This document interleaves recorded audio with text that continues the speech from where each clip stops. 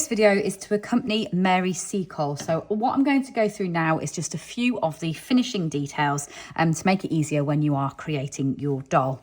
So just to show you close up before I do a few things, here on the waistband, you'll see you've slipped that line of charcoal in, which creates a lovely end to that dress.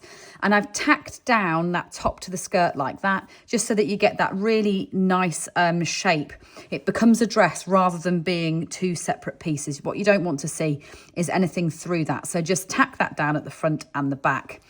Then I've already gone round and worked the frill. But all I really want to show you is here, what you're doing is you're doing increasing with your trebles at the front. So doing 2 into each to get that lovely frill on there. And then here, just to point out where it moves to actually being the half trebles rather than the trebles. So your trebles come right the way up to the back of the shoulder like that. And then you move to those half trebles. So they're a shorter stitch round there. So it's the hair that I want to really show first. So with the hair, what I've done is you've got your colour changed in hairline in your charcoal on your chestnut like that. And then you do a line of these long chains like that you've then worked back up them. So I had one line on this side that I've actually already tacked in place, which is what I'm now going to do on the other side. So I've now got this line of them to tack into position. So what you're going to do is using a charcoal length, if you've got it still attached, which I have here, you're going to take them in order and just tack them onto the hairline like that. Then onto the next one. And just gather the ends of the chains right the way up to the front. So my top one is just above the ear like that. So that will be my front one.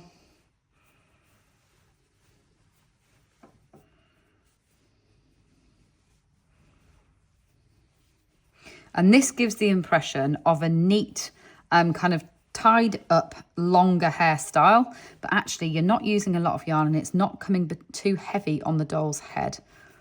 There we go. So one more in like that. And my end's got short, so I'm just going to fasten that off and then I'll use another end from the other side.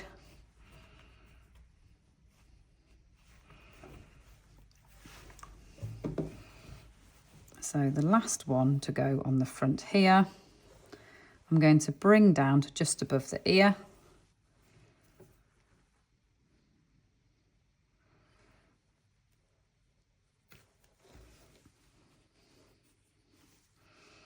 Like that.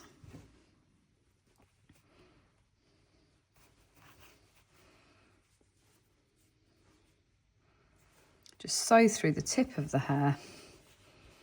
There we go, and then fix that into place. And sew in any remaining ends. So I've just got one more end there, like that.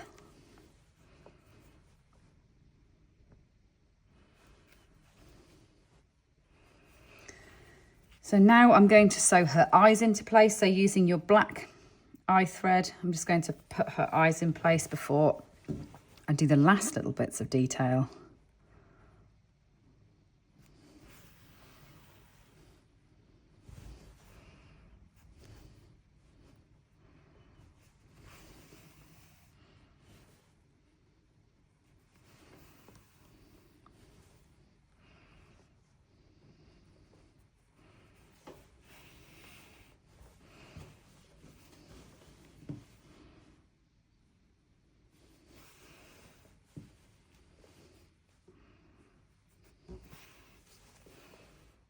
So eyes in place.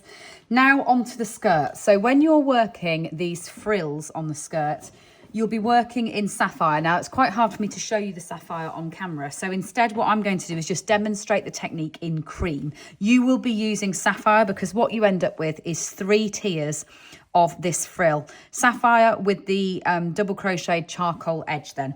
But all I want to show you is how you build the next layer of frills on is the fact that you've got this top one, which is where we effectively finished the skirt the first time. Then I rejoined and I trebled into the bottom of these stitches for a second time, and then I'm going to do it again. So on this outer edge, you've got the increased ones, the ones where you did the 2 of them into every stitch. That's the round that you're going to work it in. Now, when I'm doing a doll's dress and I'm adding on a detail like this, I will usually rejoin on the back, just because it'll give me a neater finish in terms of doing it in the round. And the other thing to remember is to make sure that it's right side facing.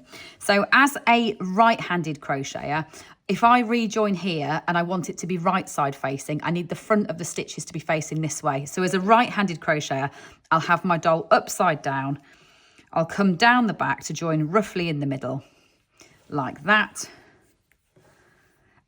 And then these are the stitches that I will be joining into. So it's actually, obviously you won't see it when you're doing it in the sapphire, but just to show you what I'm doing is I'm going into the bases to almost use them again, the bases of the increased treble ones. So I'll be running round, all the way around like that. And what that does is it adds another tier onto the dress. So obviously you can see where I've done that in the cream, where I've used these stitches again. If you're doing this in the sapphire, you wouldn't see that at all. That would be invisible as you put this next tier on. So then the final thing to show you is the adding of the making and the adding of the medals. Now, these are a bit fiddly. There's no two ways about that. That's the thing with dolls, is obviously the little bits of detail, which the thing that make them very special, are often the things that are most fiddly. So what you've got included in your kit are 3 small beads like this. So they're disc beads, these ones. And what we're going to do is actually attach the yarn on and make 3 of them that we then sew into place to be those medals. So what you need is a short length of yarn, and I'm going to be doing the sapphire one now. And then in order to do this with the most ease, you either need a piece of cotton or a piece of fishing wire, and you can almost thread it like a normal bead in the way that you would. Or alternatively, if you haven't got anything like that, just use kind of like a blocking pin or a needle and basically push that middle through the center of that bead. Now, if you're good at threading things, you might not even need to do this. You might be able to get it straight on. But all you need to do is push that through so that you've got this bead onto the yarn. It'll move very freely once you've got that first bit through. Then tie yourself a slip knot behind it, like that, and pop that onto your hook. So you tie your slip knot and you bring your disc bead right up to it, and then chain 1, 2, 3 chain like that. And what I'm going to do is I'm actually going to swap to my ruby. So all you need to do at that point is join in that ruby, tighten up your ends just to make it a bit neater and save you the job later on, and then slip back down 1, 2, 3. And then you can break yarn and then sew them into place. So you will have quite a lot of long ends, but having longer ends is going to make it easier for you to actually sew them into place. And that is a medal. So what you're going to do, if you've got your 2 ends like this,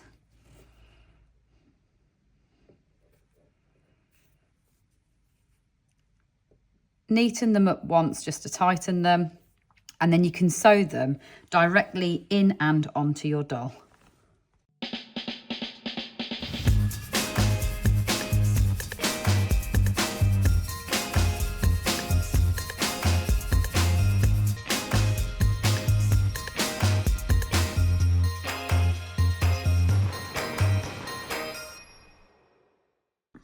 So a little bit fiddly to sew them in place, but well worth it. And just to show you then, it's 1 round down from that colour change line that you've worked that frill into.